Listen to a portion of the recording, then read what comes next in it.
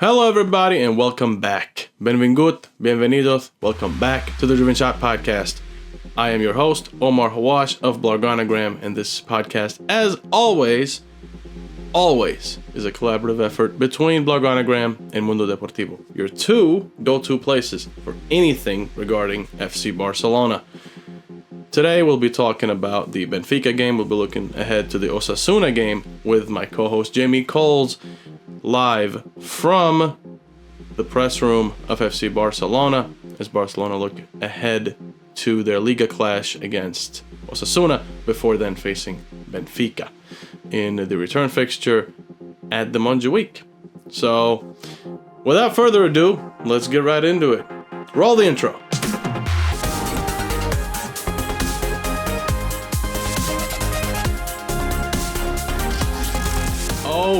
Okay, so coming off the back of the elephant in the room, realistically, which is the game against Benfica, Barcelona with a 1-0 win, and Pedri ran the most of every single player on the pitch.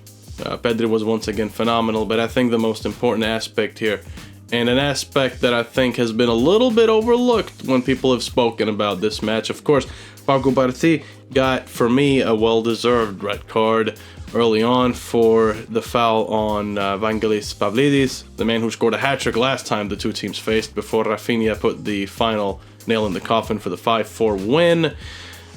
But for me, the interesting part was, first of all, look, Cubarsí got the red card. He's still 18 years old, and I don't think that should diminish him in any way. I don't think that should undermine what he's achieved with the club so far at such a young age, going from a nobody in the first team to being the star center back and probably one of the first names, if not the first name on the team sheet for Hansi Flick, I think is absolutely phenomenal. And for me, he got a red card. It's not a good look, but I was really, really impressed by how well Barcelona managed to come back from that red card.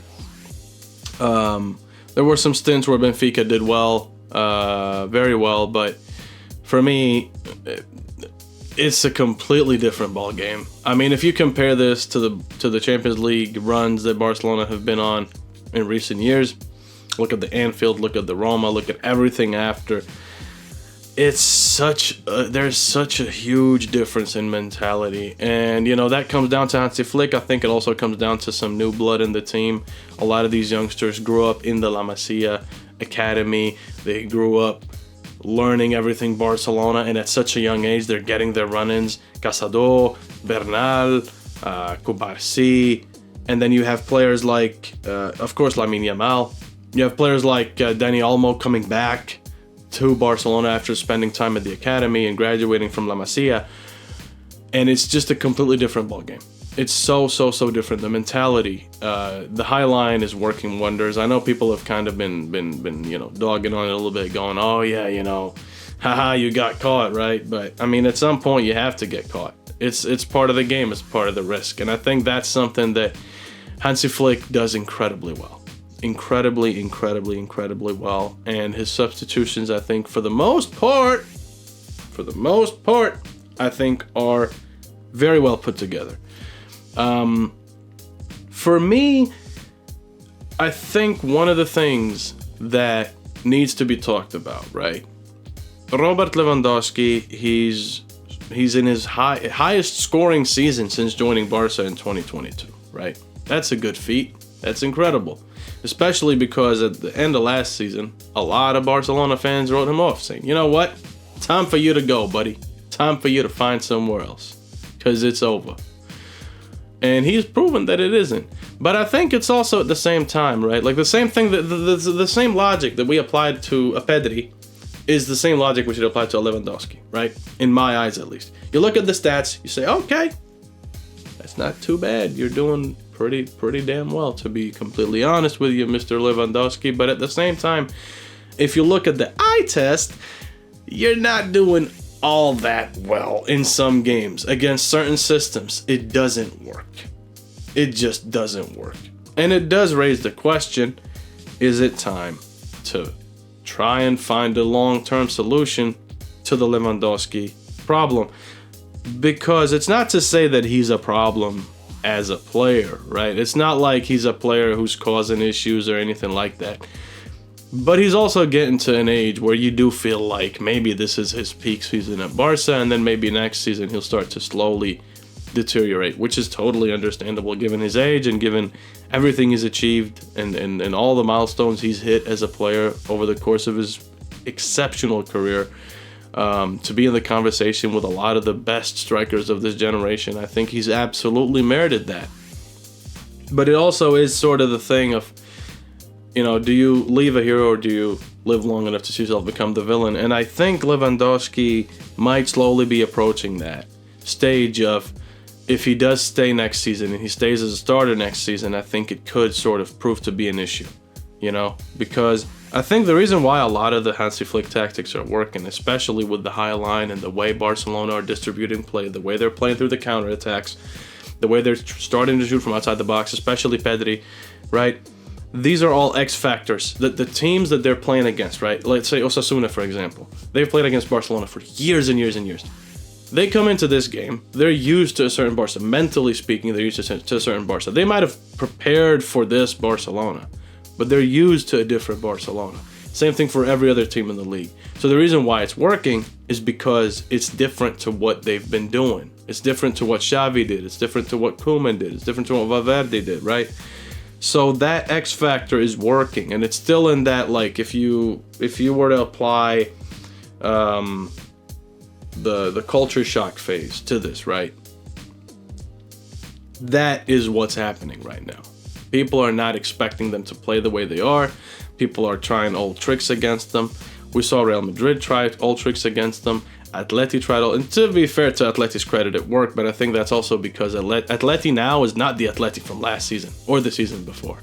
They've changed so much, and I think Julian Alvarez is a big part in that. I think Griezmann has found a different type of form. He's looking exceptional, barring that game against Real Madrid, where even then I think he was still their most attacking threat, but he also didn't really manage to do what he normally does because they contained him well. But I think when you look at that and you kind of compare it to what Barcelona are doing, a good chunk, I would say, of the reason why everything is clicking now is because teams have not yet figured out how to stop this Barcelona. They face them twice a season, and they get one shot to do what they need to do. And if they fail, they get another one. And if they get another one, they might, at that point, be way lower in the league or, you know, not be in good standing in terms of the morale in the team or whatever, and Barcelona will capitalize on that, which previously we've seen Barcelona not able to do that because they always seemed to, for the most part, not always, but for the most part, they seemed to not be able to capitalize when it came to these chances of, like, oh, in the top three fight, team number 2 slipped up, team number 1 slipped up, you could jump top, and they would just not lock in, and it wouldn't work out. This year it's been really, really different, and I think a big shout out should go to Hansi Flick for that, but also definitely for the team and how the team is being managed by everyone in the staff, the mentality instilled into the team and how the players are handling it, how they're managing the pressure, how they're managing the media.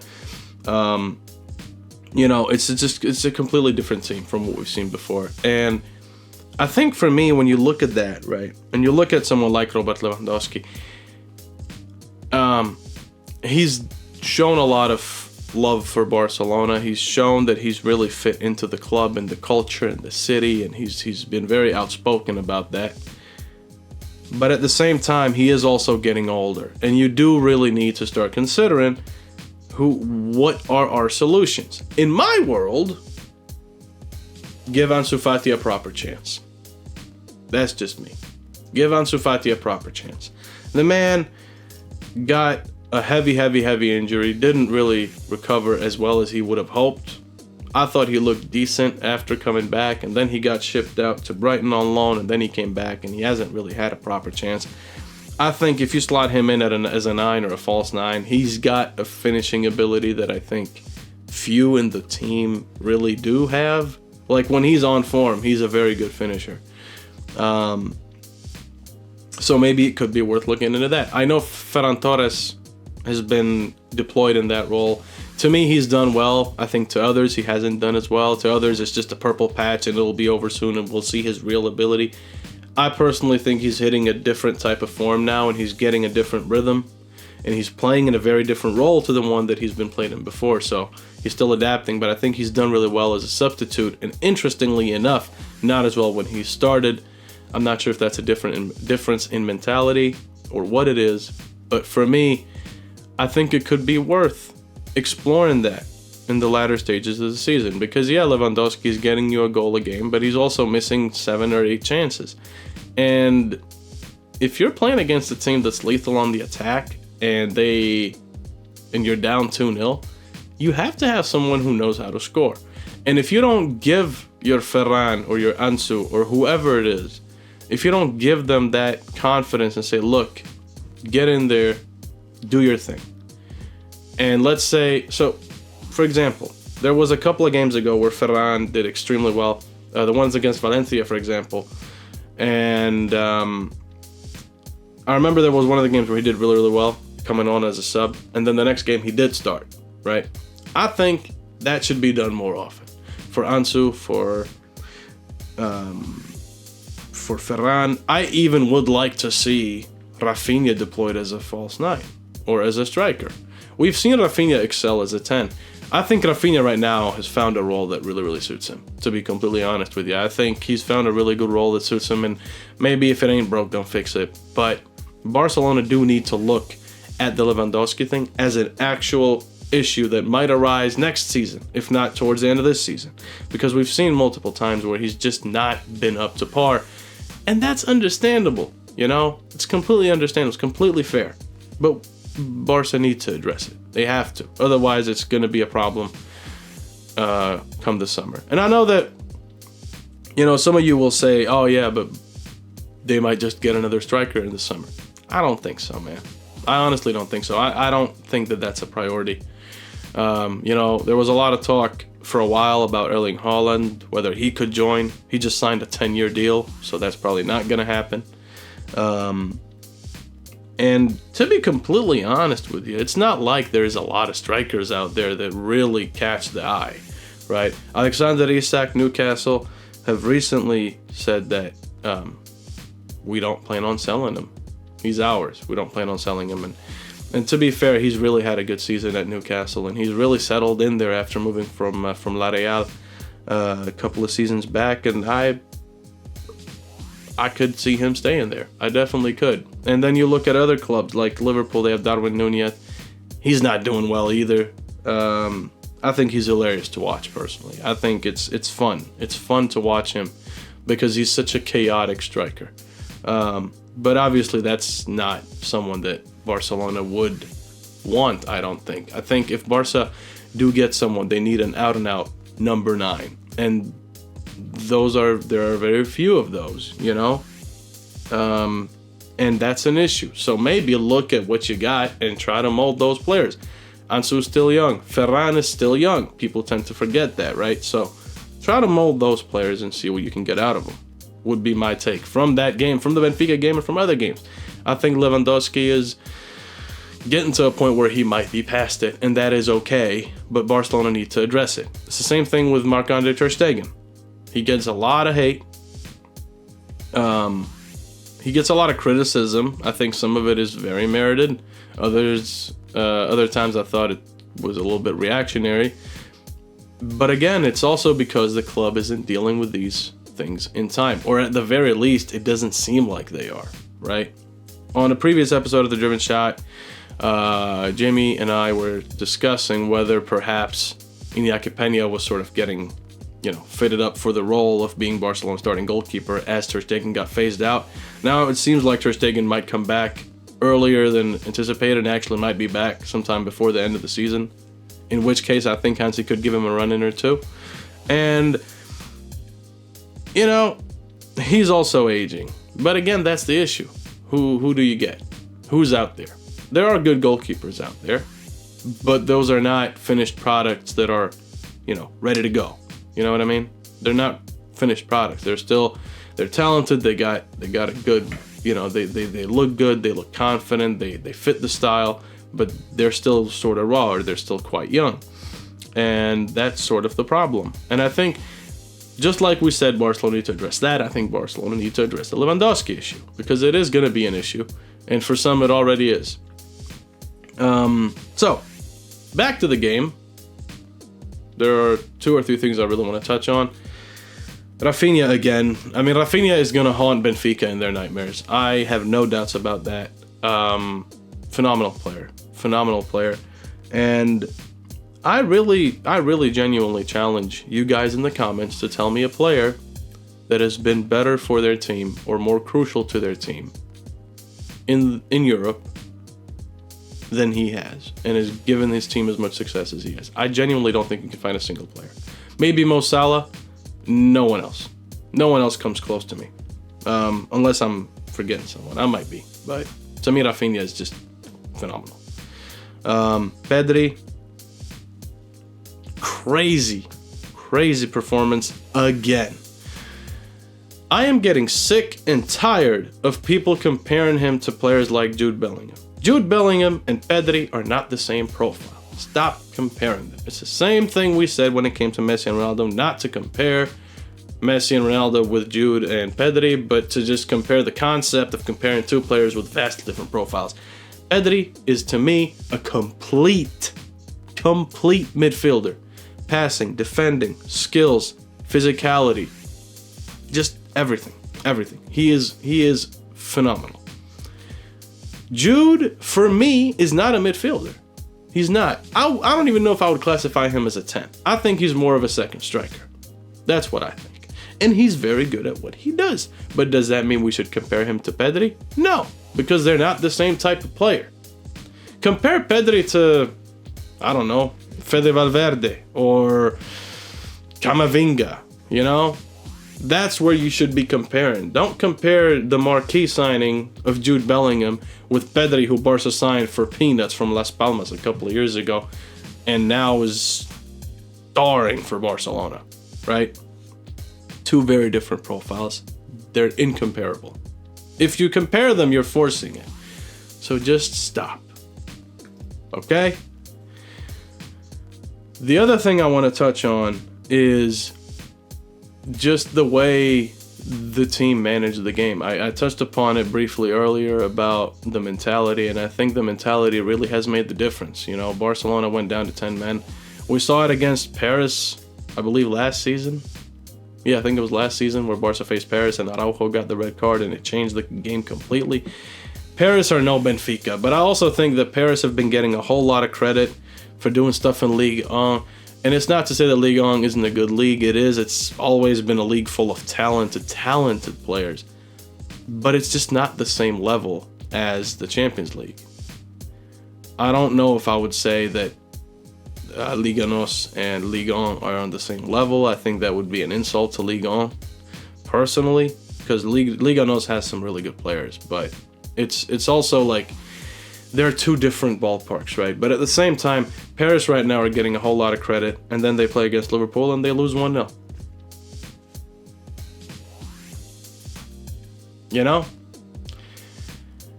And you could say, well, it's a one-off. You could say they got unlucky. You could say they didn't finish their chances. You could say whatever you want to say.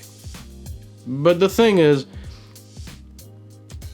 Barcelona faced Paris, who were not nearly as good as they're doing. They weren't doing nearly as good as they were doing now. I think Luis Enrique now, with the departure of Mbappe, Dembele is now coming to the fore. Finally discovered goal scoring, so good for him. And you know, you've got Desiree Doué.